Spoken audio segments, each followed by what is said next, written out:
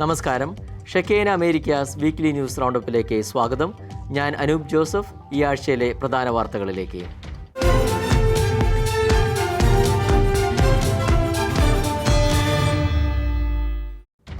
ഗസയിലെ സമാധാന ഉടമ്പടിയുടെ ആദ്യഘട്ടത്തിന് ഇസ്രായേലും ഹമാസും അംഗീകാരം നൽകിയതായി അമേരിക്കൻ പ്രസിഡന്റ് ഡൊണാൾഡ് ട്രംപ്. ഇതനുസരിച്ച് എല്ലാ ഇസ്രായേലി ബന്ദികളെയും ഉടൻ മോചിപ്പിക്കുമെന്നും ഇസ്രായേൽ സൈന്യം അംഗീകരിച്ച അതിർത്തിയിലേക്ക് പിൻവാങ്ങുമെന്നും ട്രംപ് തന്റെ ട്രൂത്ത് സോഷ്യൽ പ്ലാറ്റ്ഫോമിലൂടെ അറിയിച്ചു. ഗാസയിലെ സമാധാന ഉടമ്പടിയുടെ ആദ്യഘട്ടത്തിന് ഇരുപക്ഷവും അംഗീകാരം നൽകിയതായും എല്ലാ ബന്ദികളെയും ഉടൻ മോചിപ്പിക്കുമെന്നും ട്രൂത്ത് സോഷ്യലിൽ ട്രംപ് കുറിച്ചു. കൂടാതെ ഇസ്രായേൽ സൈന്യം ഒരു നിശ്ചിത അതിർത്തിയിലേക്ക് പിൻവാങ്ങുകയും ചെയ്യും. ഇത് ശക്തവും സുസ്ഥിരവുമായ സമാധാനത്തിലേക്കുള്ള ആദ്യ ചുവടുവയ്പ് ആയിരിക്കുമെന്ന് ട്രംപ് വ്യക്തമാക്കി. അറബ് മുസ്ലിം ലോകത്തിനും ഇസ്രായേലിനും ചുറ്റുമുള്ള എല്ലാ രാജ്യങ്ങൾക്കും അമേരിക്കയ്ക്കും ഇതൊരു മഹത്തായ ദിവസമാണ്. എല്ലാ കക്ഷികളോടും നീതിപൂർവ്വം പെരുമാറുമെന്നും ട്രംപ് കൂട്ടിച്ചേർത്തു. ഈ ചരിത്രപരമായ കരാറിന് വഴിയൊരുക്കിയ ഖത്തർ, ഈജിപ്ത്, തുർക്കി എന്നീ രാജ്യങ്ങളിലെ മധ്യസ്ഥരുടെ ശ്രമങ്ങളെയും ട്രംപ് പ്രശംസിച്ചു. ഇസ്രായേൽ പ്രധാനമന്ത്രി ബെഞ്ചമിൻ നെതന്യാഹുവും കരാർ സ്ഥിരീകരിച്ചു. വ്യാഴാഴ്ച സർക്കാർ യോഗം ചേർന്ന് കരാർ അംഗീകരിക്കുമെന്നും ബന്ദികളുടെ മോചനത്തിനായി കാത്തിരിക്കുകയാണെന്നും നെതന്യാഹു അറിയിച്ചു. ദൈവസഹായത്താൽ ഞങ്ങൾ അവരെയെല്ലാം വീട്ടിലെത്തിക്കുമെന്നും നെതന്യാഹു പ്രസ്താവനയിൽ പറഞ്ഞു. ഇസ്രായേൽ പ്രതിരോധ സേനയിലെ സൈനികർക്കും എല്ലാ സുരക്ഷാ സേനകൾക്കും നന്ദി പറഞ്ഞ പ്രധാനമന്ത്രി ബന്ദികളെ മോചിപ്പിക്കാനുള്ള ഈ വിശുദ്ധ ദൗത്യത്തിൽ പ്രസിഡന്റ് ട്രംപിന്റെയും അദ്ദേഹത്തിന്റെ സംഘത്തിന്റെയും പിന്തുണയ്ക്കും നന്ദി രേഖപ്പെടുത്തി. ഗാസയിൽ ദീർഘകാല സമാധാനം ഉറപ്പാക്കുന്നതിനുള്ള ഒരു സുപ്രധാന നാഴികക്കല്ലായി ഈ പ്രാരംഭ കരാർ കണക്കാക്കപ്പെടുന്നു. ഹമാസും കരാർ സ്ഥിരീകരിച്ചിട്ടുണ്ട്. കരാർ പൂർണ്ണമായി പാലിക്കാൻ ഇസ്രായേലിനെ നിർബന്ധിക്കണമെന്ന് ഹമാസ് ട്രംപിനോടും ബന്ധപ്പെട്ട രാജ്യങ്ങളോടും ആവശ്യപ്പെട്ടു. ഈജിപ്തിൽ നടന്ന ചർച്ചകൾക്കൊടുവിലാണ് കരാറിന് വഴിയൊരുങ്ങിയത്. 2023 ഒക്ടോബർ 7 ഹമാസിന്റെ നേതൃത്വത്തിലുള്ള ആക്രമണത്തിന് മറുപടിയായി ഇസ്രായേൽ ഗാസയിൽ സൈനിക നടപടി ആരംഭിച്ചതിന് 2 വർഷവും 2 ദിവസത്തിനും ശേഷമാണ് ഈ പ്രഖ്യാപനം. അന്നത്തെ അക്രമത്തിൽ ഏകദേശം 1200 പേർ കൊല്ലപ്പെടുകയും 251 പേരെ ബന്ദികളാക്കുകയും ചെയ്തിരുന്നു. അതിനുശേഷം ഇസ്രായേൽ സൈനിക നടപടികളിൽ ഗാസയിൽ 67,183 പേർ കൊല്ലപ്പെട്ടുവെന്ന് ഹമാസ് നിയന്ത്രിത ആരോഗ്യ മന്ത്രാലയം പറയുന്നു. ഈ പ്രാഥമിക സമാധാന ഉടമ്പടി പ്രഖ്യാപനത്തെ ലോകമെമ്പാടുമുള്ള നേതാക്കൾ പ്രതീക്ഷയോടെയാണ് നോക്കിക്കാണുന്നത്. ഈ കരാർ നിലവിൽ വരികയാണെങ്കിൽ ട്രംപിന്റെ 2ാം ടൈമിലെ ഏറ്റവും വലിയ വിദേശ നയ നേട്ടമായി ഇത് കണക്കാക്കപ്പെടും. കൂടാതെ മേഖലയിൽ സമാധാനം സ്ഥാപിക്കുന്നതിനുള്ള നിർണായക ചുവടുവയ്പ് ആകുകയും ചെയ്യും. എന്നാൽ ഹമാസിന്റെ നിരായുധീകരണം അടക്കമുള്ള ചില പോയിന്റുകൾ ഹമാസ് അംഗീകരിച്ചോ ഇല്ലയോ എന്ന കാര്യത്തിൽ ഇതുവരെ വ്യക്തത വന്നിട്ടില്ല. ലിയോ പാപ്പയുടെ ആദ്യ അപ്പസ്തോലിക് യാത്ര നവംബർ അവസാന വാരത്തിൽ ആരംഭിക്കുമെന്ന് വത്തിക്കാൻ പ്രസ് ഓഫീസ്. ആദ്യ അപ്പസ്തോലിക് യാത്ര തുർക്കിയിലേക്കും ലബനനിലേക്കും. ലയോ 14 പാപ്പയുടെ ആദ്യ അപ്പോസ്തോലിക യാത്ര ഈ വർഷം നവംബർ അവസാനത്തോടുകൂടി ആരംഭിക്കുമെന്ന് പരിശുദ്ധ സിംഹാസനത്തിന്റെ പ്രസ് ഓഫീസ് അറിയിച്ചു. നവംബർ അവസാന വാരത്തിൽ ആരംഭിക്കുന്ന യാത്ര നവംബർ 27 മുതൽ 30 വരെ തുർക്കിയിലും ശേഷം ഡിസംബർ 2 വരെ ലബനിലുമായാണ് തീരുമാനിച്ചിരിക്കുന്നതെന്ന് പ്രസ് ഓഫീസ് ഡയറക്ടർ മാറ്റിയോ ബ്രൂണി അറിയിച്ചു. പോപ്പിന്റെ ആദ്യ വിദേശ അപ്പോസ്തോലിക യാത്രകളായിരിക്കും ഈ സന്ദർശനങ്ങൾ. തുർക്കിയിലെയും ലബനിലെയും രാഷ്ട്രതലവന്റെയും സഭാധികാരികളുടെയും ക്ഷണം പോപ്പ് സ്വീകരിച്ചുകൊണ്ടാണ് ഈ യാത്രയെന്നും ബ്രൂണി പ്രസ്താവനയിൽ പറഞ്ഞു. തുർക്കിയിലേക്കുള്ള യാത്രയിൽ 1-ാം നിക്യ കൗൺസിലിന്റെ 1700-ാം വാർഷികത്തോടനുബന്ധിച്ച് ഇസ്നിലേക്കുള്ള തീർത്ഥാടനവും പാപ്പ നടത്തും. ലബനിലേക്കുള്ള അപ്പോസ്തോലിക യാത്രയുടെ കൂടുതൽ വിവരങ്ങൾ പിന്നീട് അറിയിക്കുമെന്ന് ബ്രൂണി കൂട്ടിച്ചേർത്തു. ദിലേക്സിത്തെ വിശ്വാസവും പരസ്പര സ്നേഹവും സംബന്ധിച്ച ലിയോ 14 പാപ്പയുടെ ആദ്യ അപ്പസ്തോലിക പ്രബോധനം പുറത്തിറങ്ങി. ഫ്രാൻസിസ് പാപ്പ തുടങ്ങിവെച്ച് ലിയോ 14 പാപ്പ പൂർത്തിയാക്കിയ അപ്പസ്തോലിക പ്രബോധനമാണ് ഞാൻ നിന്നെ സ്നേഹിച്ചു എന്നർത്ഥം വരുന്ന ദിലേക്സിത്തെ. ക്രിസ്തുവിന്റെ സ്നേഹം ജീവിക്കേണ്ടത് ദരിദ്രരെ സ്നേഹിച്ചുകൊണ്ടാണെന്ന ഉദ്ബോധനവുമായി ഞാൻ നിന്നെ സ്നേഹിച്ചു എന്നർത്ഥം വരുന്ന ദിലെക്സിത്തെ എന്ന ലയോ 14 പാപ്പയുടെ ആദ്യ അപ്പസ്തോലിക പ്രബോധനം പുറത്തിറങ്ങി. 121 ഖണ്ഡികകളിലായി പാവപ്പെട്ടവർക്കും രോഗികൾക്കും നൽകുന്ന പരിചരണം, അടിമത്തത്തിനെതിരെയുള്ള പോരാട്ടം, അക്രമങ്ങൾക്കിരയാകുന്ന സ്ത്രീകളുടെ സംരക്ഷണം, വിദ്യാഭ്യാസത്തിനുള്ള അവകാശം, കുടിയേറ്റക്കാർക്ക് നൽകേണ്ട പിന്തുണ, കാരുണ്യ പ്രവർത്തികൾ, സമത്വം തുടങ്ങിയ വിവിധ വിഷയങ്ങളാണ് ഫ്രാൻസിസ് പാപ്പ തുടങ്ങിവെച്ച് ലയോ 14 പാപ്പ പൂർത്തിയാക്കിയ ഈ പ്രധാനപ്പെട്ട അപ്പസ്തോലിക ലേഖനം ചിന്താവിഷയമാക്കുന്നത്. വിശുദ്ധ ഫ്രാൻസിസ് അസീസിയുടെ തിരുനാൾ ദിനമായ ഒക്ടോബർ 4 ലയോ 14 പാപ്പ ഒപ്പിട്ട ഈ അപ്പസ്തോലിക പ്രബോധനം ഒക്ടോബർ 9 വ്യാഴാഴ്ചയാണ് വത്തിക്കാന്റെ പ്രസ് ഓഫീസ് ഏവർക്കും മുന്നിൽ അവതരിപ്പിച്ചത്. ബെനഡിക്ട് പാപ്പ തുടങ്ങിവെച്ച് ഫ്രാൻസിസ് പാപ്പ പൂർത്തിയാക്കിയ ലുമൻ ഫിദേയി എന്ന അപ്പസ്തോലിക പ്രബോധനം പോലെ ഫ്രാൻസിസ് പാപ്പ ദിലെക്സിറ്റ്നോസ് എന്ന യേശുവിനെ സ്നേഹിക്കുന്ന ഹൃദയത്തെക്കുറിച്ചുള്ള തന്റെ ചാക്രിക ലേഖനത്തിന്റെ തുടർച്ചയെന്നോണം ആരംഭിച്ച ദിലെക്സിത്തെ അദ്ദേഹത്തിന്റെ പിൻഗാമിയായ ലയോ 14 പാപ്പയാണ് പൂർത്തിയാക്കിയത്. ദൈവസ്നേഹവും ദരിദ്രരോടുള്ള സ്നേഹവും തമ്മിൽ വലിയ വലിയ തോതിൽ ബന്ധപ്പെട്ടിരിക്കുന്നുവെന്ന് ഈ രേഖയിലൂടെ പാപ്പ ഉദ്ബോധിപ്പിക്കുന്നു. ദാരിദ്ര്യത്തിന്റെ വിവിധ മുഖങ്ങൾ ലയോ പാപ്പ തന്റെ പ്രബോധനത്തിലൂടെ അവതരിപ്പിക്കുന്നുണ്ട്. ജീവിക്കാൻ വകയില്ലാത്ത, സാമൂഹികമായി ഒറ്റപ്പെട്ട മനുഷ്യർ, ധാർമ്മികത, ആധ്യാത്മികത, സാംസ്കാരിക ദാരിദ്ര്യം തുടങ്ങിയ ചിന്തകളാണ് പാപ്പ മുന്നോട്ട് വയ്ക്കുന്നത്. ദരിദ്രരുടെ മുറിവേറ്റ മുഖങ്ങളിൽ നിഷ്കളങ്കരുടെ സഹനങ്ങൾ പതിഞ്ഞിരിക്കുന്നത് നമുക്ക് കാണാമെന്ന് പാപ്പ ഓർമ്മിപ്പിക്കുന്നു. ജീവിതങ്ങളെ തകർക്കുകയും ഇല്ലാതാക്കുകയും ചെയ്യുന്ന സാമ്പത്തിക വ്യവസ്ഥിതി, അവഗണനയുടെ സംസ്കാരം തുടങ്ങിയ സാമൂഹിക ജീവിതത്തെ ദുരിതപൂർണമാക്കുന്ന അസമത്വങ്ങളെക്കുറിച്ച് പാപ്പ ഈ പ്രബോധനത്തിലൂടെ ഉദ്ബോധിപ്പിക്കുന്നു. തന്റെ പ്രഥമ അപ്പസ്തോലിക പ്രബോധനത്തിൽ കുടിയേറ്റക്കാരെ പാപ്പ പ്രത്യേകം പരിഗണിക്കുന്നുണ്ട്. സമൂഹത്തിൽ അവഗണിക്കപ്പെട്ടും മോശം പെരുമാറ്റങ്ങൾ നേരിട്ടും അക്രമങ്ങൾക്കിരകളായും സഹിക്കേണ്ടി വരുന്ന സ്ത്രീകളെക്കുറിച്ച് പാപ്പ പ്രത്യേകം അനുസ്മരിക്കുന്നുണ്ട്.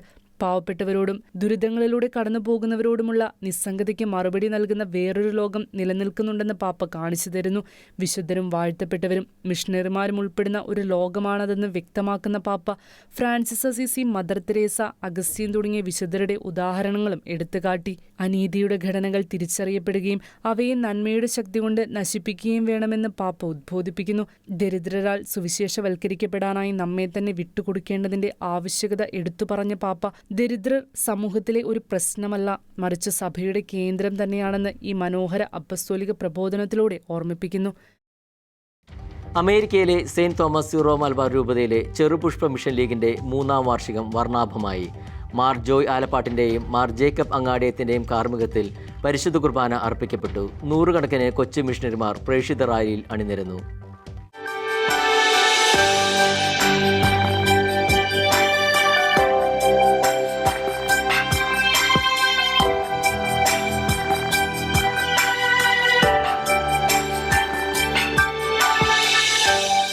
അമേരിക്കയിലെ സെന്റ് തോമസ് സീറോ മലബാർ രൂപത സിൽവർ ജൂബിലി ആഘോഷിക്കുന്ന ഈ വർഷം ചെറുപുഷ്പ മിഷൻ ലീഗ് 3ാം വാർഷികം ആഘോഷിച്ചു. വിശ്വാസം, സേവനം, ഐക്യം, സഹനം എന്ന 4 പുണ്യങ്ങളിൽ അധിഷ്ഠിതമായി തിരുസഭയോട് ചേർന്ന് പ്രവർത്തിക്കുന്ന മിഷൻ ലീഗ് അമേരിക്കയിലെ എല്ലാ സീറോ മലബാർ ഇടവകകളിലും പ്രവർത്തന നിരതമാണ്. 2025 ഒക്ടോബർ 4 ശനിയാഴ്ച കൊപ്പലിലെ സെന്റ് അൽഫോൺസ സീറോ മലബാർ കത്തോലിക്ക ഇടവക സമൂഹം 1000ഓളം വിശ്വാസികളെ സ്വാഗതം ചെയ്തു. സീറോ മലബാർ കത്തോലിക്ക സഭയ്ക്കുള്ളിൽ മിഷണറി തീഷ്ണത വളർത്തുന്നതിനായി സ്ഥാപിതമായ CML കുടുംബത്തിന്റെ ഹൃദയമായ കുട്ടികൾ, യുവാക്കൾ, കുടുംബങ്ങൾ, വൈദികർ എന്നിവരെ ഒരുമിച്ച് കൊണ്ടുവന്നു. ചിക്കാഗോ സീറോ മലബാർ രൂപത ബിഷപ്പ് മാർ ജോയി ആലപ്പാട്ടിന്റെയും രൂപതയുടെ സ്ഥാപക ബിഷപ്പ് എമിരിറ്റസ് ജേക്കബ് അങ്ങാടിയത്തിന്റെയും കാർമ്മികത്വത്തിൽ പരിശുദ്ധ കുർബാന അർപ്പിക്കപ്പെട്ടു. മിഷൻ ലീഗ് രൂപത പ്രസിഡന്റ് സിജോയ് പറപ്പള്ളിൽ പതാക ഉയർത്തിയതോടുകൂടി പരിപാടികൾക്ക് തുടക്കമായി. മിഷൻ ലീഗ് അംഗങ്ങൾക്കായി സംഘടിപ്പിച്ച സെമിനാറിൽ രൂപത joint director sister Agnes Maria, MSMI father Danny Kunnath തുടങ്ങിയവർ ക്ലാസുകൾ നയിച്ചു. തുടർന്ന് നടന്ന പ്രേക്ഷിത റാലിയിൽ ടെക്സാസ്, ഒക്ലഹോമ സംസ്ഥാനങ്ങളിലെ ഇടവകളിൽ നിന്നുള്ള കുട്ടികളുടെയും മുതിർന്നവരുടെയും പ്രാതിനിധ്യമുണ്ടായിരുന്നു. പൊതുസമ്മേളനത്തിൽ ചെറുപുഷ്പ മിഷൻ ലീഗ് ചിക്കാഗോ രൂപത പ്രസിഡന്റ് സിജോയ് സിറിയക് പറപ്പള്ളിൽ അധ്യക്ഷത വഹിച്ചു. ബിഷപ്പ്മാർ ജോയ് ആലപ്പാട്ട് സമ്മേളനം ഉദ്ഘാടനം ചെയ്തു. ബിഷപ്പ്മാർ ജേക്കബ് അങ്ങാടിയത്ത് അനുഗ്രഹ പ്രഭാഷണവും മിഷൻ ലീഗ് അന്തർദേശീയ ഡയറക്ടർ ഫാദർ ജെയിംസ് കുന്നപ്ലാക്കൽ മുഖ്യപ്രഭാഷണവും നടത്തി. മിഷൻ ലീഗ് രൂപത ജനറൽ സെക്രട്ടറി ഡിസൻ തോമസ് വാർഷിക റിപ്പോർട്ട് അവതരിപ്പിച്ചു. മിത്രാഭിഷേകത്തിന്റെ രജത ജൂബിലിയിലായിരിക്കുന്ന ബിഷപ്പ്മാർ ജേക്കബ് അങ്ങാടിയത്തിന് പ്രത്യേക ആദരവുകൾ അർപ്പിച്ചു. ടെക്സസിന്റെ ഹൃദയഭാഗത്ത് ഐക്യത്തിന്റെയും കത്തോലിക്ക വിശ്വാസത്തിന്റെയും സാക്ഷ്യത്തിന്റെയും ആഴമേറിയ സേവനത്തിലേക്കുള്ള ആഹ്വാനത്തിന്റെയും നിമിഷമായി ഇത് മാറിയെന്ന് സംഘാടകർ പറഞ്ഞു. നുഹ്റോ 2023 ഉജ്ജ്വല വിജയത്തിന് ശേഷം നുഹ്റോ 2025 നവംബർ 22 മലങ്കര യാക്കോബായ സുറിയാനി ഓർത്തഡോക്സ് സഭയുടെ നോർത്ത് അമേരിക്കൻ അതിഭദ്രാസനത്തിലെ കാനഡ റീജിയണിന്റെ ഈ വർഷത്തെ ക്രിസ്മസ് ആഘോഷ പരിപാടിയാണ് നുഹ്റോ 2025. പരിപാടിയുടെ ലോഗോ അഭിവന്യ എൽദോ മാർത്തീത്തോസ് തിരുമേനി പ്രകാശനം ചെയ്തു. മലങ്കര യാക്കോബായ സുറിയാനി ഓർത്തഡോക്സ് സഭയുടെ നോർത്ത് അമേരിക്കൻ അതിഭദ്രാസനത്തിലെ കാനഡ റീജിയണിന്റെ ക്രിസ്തുമസ് ആഘോഷ പരിപാടിയായ നുഹ്റോ 2023 ഉജ്ജ്വല വിജയത്തിന് ശേഷം നുഹ്റോ 2025 November 22 നടത്തപ്പെടും. Dante അലിഗേറി academy Catholic secondary school ഓഡിറ്റോറിയത്തിൽ വെച്ച് നടക്കുന്ന പരിപാടിയുടെ വിപുലമായ ക്രമീകരണങ്ങൾ തുടങ്ങിക്കഴിഞ്ഞു. മലങ്കര യാക്കോബായ സുറിയാനി ഓർത്തഡോക്സ് സഭയുടെ നവാഭിഷിക്തനായ ശ്രേഷ്ഠ കാത്തോലിക്ക ആബൂൻമോർ ബസേലിയോസ് ജോസഫ് ബാവയാണ് പരിപാടിയുടെ മുഖ്യാതിഥി. മുഖ്യാതിഥി. കാനഡയിലെ വിവിധ പ്രവിശ്യകളിലുള്ള ദേവാലയങ്ങളുടെ സഹകരണത്തോടെയാണ് ന്യൂറോ 2025 അണിയറയിലൊരുങ്ങുന്നത്. ശ്രേഷ്ഠ കാത്തോലിക്ക സ്ഥാനത്തേക്ക് ഉയർത്തപ്പെട്ടതിന് ശേഷം ആദ്യമായി നോർത്ത് അമേരിക്കൻ അതിഭദ്രാസനത്തിലേക്ക് എഴുന്നള്ളി വരുന്ന മോർ ബസേലിയോസ് ജോസഫ് ബാവയ്ക്ക് ചരിത്ര താളുകളിൽ തങ്കലിപികളാൽ രേഖപ്പെടുത്തുന്ന വിധത്തിൽ പ്രൗഢഗംഭീരമായ സ്വീകരണവും അനുമോദന ചടങ്ങും പ്രസ്തുത പരിപാടിയോടനുബന്ധിച്ച് നടത്തപ്പെടുമെന്ന് അതിഭദ്രാസനാധിപൻ അഭിവന്തി എൽദോമാർ തീത്തോസ് തിരുമേനി അറിയിച്ചു. ലണ്ടൻ സെന്റ് ഗ്രിഗോറിയോസ് പള്ളിയുടെ പ്രധാന പെരുന്നാളിൽ പങ്കെടുക്കുവാൻ തക്കവണ്ണം പള്ളിയുടെ മുൻകൂട്ടിയുള്ള പ്രത്യേക ക്ഷണം സ്വീകരിച്ചുകൂടിയാണ് ശ്രേഷ്ഠ ബാവ കാനഡയിലേക്കുള്ള സന്ദർശനം പരിപാടി ക്രമീകരിച്ചിരിക്കുന്നതെന്നും അഭിവന്തി തിരുമേനി കൂട്ടിച്ചേർത്തു. പരിപാടിയുടെ മുന്നൊരുക്കങ്ങളെക്കുറിച്ചും ക്രമീകരണങ്ങളെക്കുറിച്ചും കാനഡ റീജിയണിന്റെ അഡ്മിനിസ്ട്രേറ്റർ ബഹുമാനപ്പെട്ട എളങ്ങനാമറ്റത്തിൽ എബി മാത്യു കശീശ വിശദീകരിച്ചു. നെഹ്റു 2025 പരിപാടിയുടെ ലോഗോ അഭിവന്തി എൽദോമാർ തീത്തോസ് തിരുമേനി, ടൈറ്റിൽ സ്പോൺസർ ബോബൻ ജെയിംസിന് നൽകി പ്രകാശന കർമ്മം നിർവഹിക്കുകയും ചെയ്തു. വിശുദ്ധ മദർ തെരേസ സ്ഥാപിച്ച മിഷണറീസ് ഓഫ് ചാരിറ്റി സന്യാസിനി സമൂഹം സ്ഥാപിതമായിട്ട് 75 വർഷങ്ങൾ. വിശുദ്ധ മദർ തെരേസയുടെ ഖബറടത്തെങ്കിൽ കൽക്കട്ട അതിരൂപത ആർച്ച് ബിഷപ്പ് എലിയാസ് ഫ്രാങ്ക് ദിവ്യബലി അർപ്പിച്ചു. 75ാം വാർഷികത്തിൽ മാതൃഭവനത്തിന് പുറത്ത് മദർ തെരേസയുടെ പുതിയ രൂപം അനാച്ഛാദനം ചെയ്തു. കൊൽക്കത്തയിലെ വിശുദ്ധ മദർ തെരേസ സ്ഥാപിച്ച മിഷണറീസ് ഓഫ് ചാരിറ്റി സന്യാസ സമൂഹത്തിന്റെ 75ാം വാർഷികം ഒക്ടോബർ 7 ജപമാല രാജ്ഞിയുടെ തിരുനാൾ ദിനത്തിൽ ആഘോഷിച്ചു. മിഷണറീസ് ഓഫ് ചാരിറ്റി സഭയുടെ ആഗോള ആസ്ഥാനമായി പ്രവർത്തിക്കുന്ന കൊൽക്കത്തയിലെ മദർ ഹൌസിൽ അന്നേ ദിവസം പ്രൗഢഗംഭീരമായ ആഘോഷങ്ങൾ ഒരുക്കപ്പെട്ടു. അൽബേനിയയിൽ ജനിച്ച ഇന്ത്യയുടെ സ്വന്തം വിശുദ്ധ മദർ തെരേസയുടെ ഖബറിടത്തിങ്കൽ നടന്ന പരിശുദ്ധ കുർബാനയോടെയാണ് ആഘോഷങ്ങൾ ആരംഭിച്ചത്. കൽക്കട്ട അതിരൂപത ആർച്ച് ബിഷപ്പ് ഏലിയാസ് ഫ്രാങ്ക് മുഖ്യ കാർമ്മികനായി. അതിരൂപത chancellor father Dominic Gomes, missionaries of charity ഫാദേഴ്സിന്റെ സുപ്പീരിയർ ഫാദർ ബെഞ്ചമിൻ FC, മറ്റ് വൈദികർ എന്നിവർ സഹകാർമ്മികരായി. അന്നേ ദിവസം മുഴുവൻ സമയവും മദർ ഹൌസിൽ നിത്യ ആരാധനയും ഒരുക്കിയിരുന്നു. മദർ തെരേസയും സഹോദരിമാരും വളരെയധികം വിലമതിച്ചിരുന്ന സമയങ്ങളായിരുന്നു ആരാധനാ മണിക്കൂറുകൾ. വൈകുന്നേരം 4 മണിക്ക് പൊതുസമ്മേളനം നടത്തപ്പെട്ടു. ആർച്ച് ബിഷപ്പ് ഏലിയാസ് ഫ്രാങ്കും രാഷ്ട്രീയ സാമൂഹിക രംഗങ്ങളിലെ പ്രമുഖരും മറ്റ് വിശിഷ്ട വ്യക്തികളും പൊതുസമ്മേളനത്തിൽ പങ്കെടുത്തു. മദർ ഹൌസിന് പുറത്ത് വിശുദ്ധ മദർ തെരേസയുടെ പുതിയ രൂപം MP അനാച്ഛാദനം ചെയ്തു. തന്റെ അടുത്തേക്ക് ഓടിവരുന്നൊരു കുട്ടിയെ ആലിംഗനം ചെയ്യാൻ മദർ കുനിഞ്ഞിരിക്കുന്നതായാണ് രൂപം ചിത്രീകരിച്ചിരിക്കുന്നത്. തുടർന്ന് മദർ തെരേസ കാരുണ്യത്തിന്റെ പ്രവാചക എന്ന പേരിൽ ഒരു ഡോക്യുമെന്ററി മദർ ഹൌസിൽ പ്രദർശിപ്പിച്ചു. മുതിർന്ന പത്രപ്രവർത്തകൻ ആൻഡോ അക്കര നിർമ്മിച്ച ഈ ചിത്രം കൊൽക്കത്തയിലെ തെരുവുകളിൽ മിഷണറീസ് ഓഫ് ചാരിറ്റി സന്യാസിനിമാരുടെ നിസ്വാർത്ഥ ശുശ്രൂഷയുടെ നേർചിത്രം വരച്ചു കാട്ടുന്നു. അതിൽ 1995 അവരുമായുള്ള ഒരു അഭിമുഖവും ഉൾപ്പെടുന്നു. 1950 ഒക്ടോബർ 7 സ്ഥാപിതമായ മിഷണറീസ് ഓഫ് ചാരിറ്റിയിൽ ഇപ്പോൾ 138 രാജ്യങ്ങളിലായി 754 ഭവനങ്ങളിലായി 5766 സഹോദരിമാർ സേവനമനുഷ്ഠിക്കുന്നു. 1963 1984 സ്ഥാപിതമായ സഹോദരന്മാർക്കും പിതാക്കന്മാർക്കും വേണ്ടിയുള്ള ശാഖകളും സഭയിൽ ഉൾപ്പെടുന്നു. വാഷിംഗ്ടൺ DC-യിലെ സെന്റ് മാത്യൂസ് ദി അപ്പോസിൽ കത്തീഡ്രലിന്റെ മുൻവശത്ത് വെച്ച് ഒക്ടോബർ 5 US പോലീസ് അറസ്റ്റ് ചെയ്ത വ്യക്തിയിൽ നിന്ന് 100 കണക്കിന് സ്ഫോടക വസ്തുക്കൾ പിടിച്ചെടുത്തു. കത്തോലിക്കരെയും സുപ്രീം കോടതി ജസ്റ്റിസുമാരെയും ലക്ഷ്യം വെച്ചായിരുന്നു ഇദ്ദേഹം കത്തീഡ്രൽ പരിസരത്ത് ടെൻ്റടിച്ചിരുന്നത്. 2025 ഒക്ടോബർ 5 വാഷിംഗ്ടൺ DC-യിൽ സ്ഥിതി ചെയ്യുന്ന സെന്റ് മാത്യൂസ് ദി അപ്പോസൽ ദേവാലയത്തിൽ സുപ്രീം കോടതി ജസ്റ്റിസുമാരെയും നിയമനിർമ്മാതാക്കളെയും സ്വാഗതം ചെയ്യുവാനായി വാർഷികമായി ആചരിച്ചുവരുന്ന റെഡ് മാസ് അഥവാ ചുവന്ന കുർബാന എന്ന് പേരിട്ട് വിളിക്കുന്ന ബലിയർപ്പണത്തിന്റെ സമയത്ത് കത്തീഡ്രലിന്റെ മുൻവശത്ത് ടെൻ്റടിച്ചിരുന്ന ലൂയിസ് ഘേരി എന്നയാളെ പോലീസ് അറസ്റ്റ് ചെയ്തത്. സംശയാസ്പദമായ നിലയിൽ കത്തീഡ്രൽ പരിസരത്ത് കണ്ട ഇദ്ദേഹത്തെ പോലീസ് ചോദ്യം ചെയ്യുകയും മറുപടിയായി തന്റെ കയ്യിൽ സ്ഫോടക വസ്തുക്കളുണ്ട്, അതിനാൽ നിങ്ങൾ മാറി നിൽക്കുന്നതാണ് നല്ലതെന്നാണ് ഇയാൾ നൽകിയ മറുപടി. പിന്നീട് പോലീസ് ഉദ്യോഗസ്ഥർ ഇദ്ദേഹത്തെ അറസ്റ്റ് ചെയ്യുകയായിരുന്നു. ഇദ്ദേഹത്തിന്റെ പക്കൽ നിന്നും കണ്ടെത്തിയ രേഖകളിൽ കത്തോലിക്ക സഭയോടും യഹൂദരോടും അമേരിക്കയിലെ ഇമിഗ്രേഷൻ ആൻഡ് കസ്റ്റംസ് എൻഫോഴ്സ്മെന്റിനോടുമുള്ള കടുത്ത വിരോധം പ്രകടിപ്പിക്കുന്ന രേഖകളും സ്ഫോടക വസ്തുക്കളും കണ്ടെത്തിയിരുന്നു. നിയമപാലകർ ഭീഷണിപ്പെടുത്തിയ ലൂയിസ് ഘറിയെ സ്ഫോടക വസ്തുക്കൾ കൈവശം വച്ചതിനടക്കം വിവിധ വകുപ്പുകൾ ചാർത്തി ജയിലടച്ചിരുന്നു. ഡെമോക്രാറ്റിക് റിപ്പബ്ലിക് ഓഫ് കോങ്കോയിൽ വീണ്ടും തീവ്രവാദികളുടെ വിളയാട്ടം. ഇസ്ലാമിക് സ്റ്റേറ്റിനോട് കൂറുപുതുക്കി 40 ക്രൈസ്തവരെ ഇസ്ലാമിക ഭീകരവാദികൾ കൊന്നുതള്ളി. വിവിധ ആക്രമണ പരമ്പരകളിലൂടെയായിരുന്നു ഈ വംശഹത്യ കോങ്കോയുടെ വടക്കു കിഴക്കൻ മേഖലകളിൽ ഭീകരർ നടത്തിയത്. ഡെമോക്രാറ്റിക് റിപ്പബ്ലിക് ഓഫ് കോങ്കോയിൽ 40ഓളം ക്രൈസ്തവരെ നിഷ്കരുണം കൊന്ന് തീവ്രവാദികൾ. ഇസ്ലാമിക സ്റ്റേറ്റിനോട് ഐക്യം പുതുക്കിയ ഇസ്ലാമിക ഭീകരവാദികൾ കൂട്ടക്കൊലയുടെ ഉത്തരവാദിത്വം ഏറ്റെടുത്തിട്ടുണ്ട്. സെപ്റ്റംബർ അവസാനത്തോടെയും ഒക്ടോബർ ആദ്യ ആഴ്ചകളിലുമായി 2 ആഴ്ചയോളമായി ഇസ്ലാമിക ഭീകരവാദികൾ കോങ്കോയുടെ മണ്ണിൽ ക്രൈസ്തവ വേട്ട തുടരുകയാണ്. ഈ പ്രാവശ്യം ഒക്ടോബർ 8 വിവിധ ആക്രമണ പരമ്പരകളിലൂടെ 40ഓളം ക്രൈസ്തവരെയാണ് ഇസ്ലാമിക ഭീകരർ കൊന്നുതള്ളിയത്. കഴിഞ്ഞ മാസം സെപ്റ്റംബറിൽ ഏകദേശം 102ഓളം ക്രൈസ്തവരെ തീവ്രവാദികൾ കൂട്ടക്കൊല നടത്തിയിരുന്നു.